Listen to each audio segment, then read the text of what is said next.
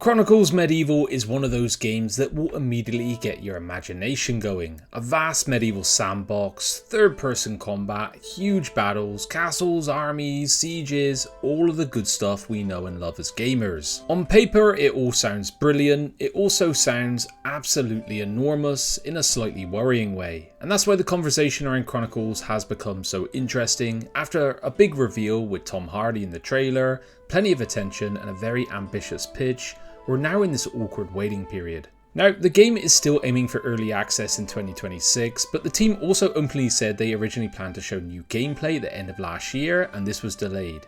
That the next big gameplay reveal is now being intentionally held back until they can showcase it properly. So there might be a slight cause for concern here. Now today I want to take a look at what is actually happening with the game, not to declare it doomed, not to crown it the next great medieval sandbox, but to look at the promise, the delays, the concerns, and whether it is on the right track. Now, if you like this sort of take on gaming, feel free to give the video a like, subscribe to the channel if you feel I've earned it, and let's jump into this one. Before we get into the concerns, it's worth pinning down what Chronicles Medieval is actually trying to achieve, because the obvious comparison here is the Mount and Blade series. And honestly, that comparison is fair. You're a character in a medieval sandbox, traveling across a larger map, building influence, gathering your followers, getting into battles, very familiar territory. But the difference seems to be in how Chronicles wants you to actually read the world. So while the top-down exploration map seems very familiar, the more interesting bits will be like the fog of war system. Areas you've never visited are hidden, places you explored may now have outdated information, and what's inside your scouting range gives you the current picture. If you add in things like realistic medieval combat, which they're really striving for, you can see that they're going for a slightly different flavour and vibe to what Bannerlord currently is. So there's definitely enough here for a meaningful distance from a game like Bannerlord, but the real question is going to be whether that difference really matters once you actually start playing it. Now, I think a lot of people gravitated towards this project because the reveal had scale. It had armies, castles, banners, mud, battlefield chaos. It had some serious presentation behind it. The trailer was narrated by Tom Hardy, the music had weight, and the whole thing had far more polish than you would expect from a new studio announcing a new IP. And if you add on to that, this is one of the most underserved areas of gaming. I mean, there are plenty of medieval games out there, but not that many try to combine a personal RPG rise, battlefield command, political ambition, exploration, and a reactive sandbox all into one package. And the Mount and Blade series has dominated this space for years, but there are plenty of players out there who want something with more reactivity, more uncertainty, more meaningful consequence beyond just winning your next fight.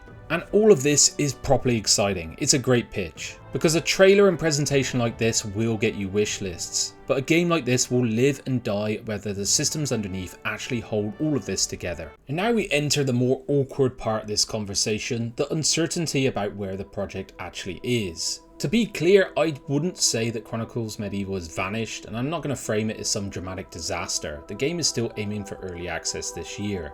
But the team have openly said they plan to show new gameplay at the end of last year, and this was delayed.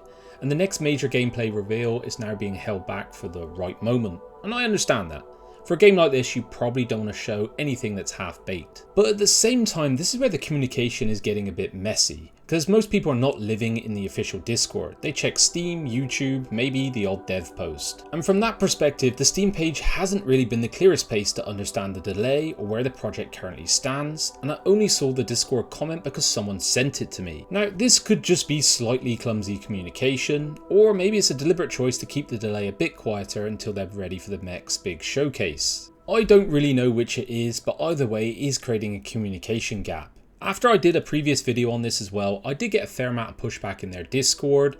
And yeah, of course you take Discord comments with the large sack of medieval salt they're worth. There are a lot of village idiots out there, but it did hone my mind in on a real question. Has the game overpromised? So all of this for me leaves Chronicles Medieval in a slightly awkward place. It looks active enough, it looks incredibly promising, but until we see proper extended gameplay with map, combat, battles, and the wider simulation working together, there is still a very real gap between the pitch and the proof. And so I think to a lot of these questions, the latest dev diary is very useful. It gives us 3 important takeaways. Firstly, the vision is still huge. Raw Power are talking about a living medieval sandbox with war, trade, diplomacy, reputation and politics all feeding into each other.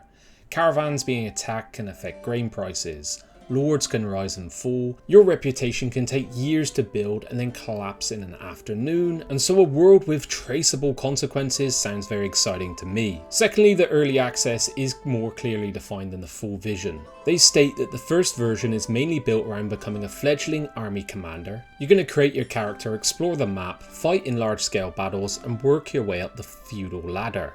It sounds sensible, but it also means people shouldn't expect the full medieval life on day one. Mod tools are not going to be there on day one, co-op campaign remains a longer term ambition, and some more of the organic sandbox content is being pushed further into development cycle. Thirdly, the main test is now the core loop. Does it feel meaningful? Are battles actually fun? Is the world going to feel alive enough for your choices to matter? So the dev diary doesn't make it look like the game is abandoned, it makes it look ambitious, active, and being narrowed into a playable early access shape, which is absolutely fine, but it also means that they've got to prove the foundation, not the fantasy. So Raw Power have made it clear that a lot of things won't be there on day one, and that is all well and fine with me if the foundations are strong. But this is why I'm giving this game a proper reality check, because over 80,000 of you watched our first take on Chronicles, and while I'm still excited by the idea, I don't just want to leave you all with a dream version of the game. If the reality is going to be a more focused, more unfinished, and much more dependent on early access development than initially thought. So the three things I think they need to get right: the campaign map can't just be a pretty board between battles, it will need to be alive, readable, and reactive.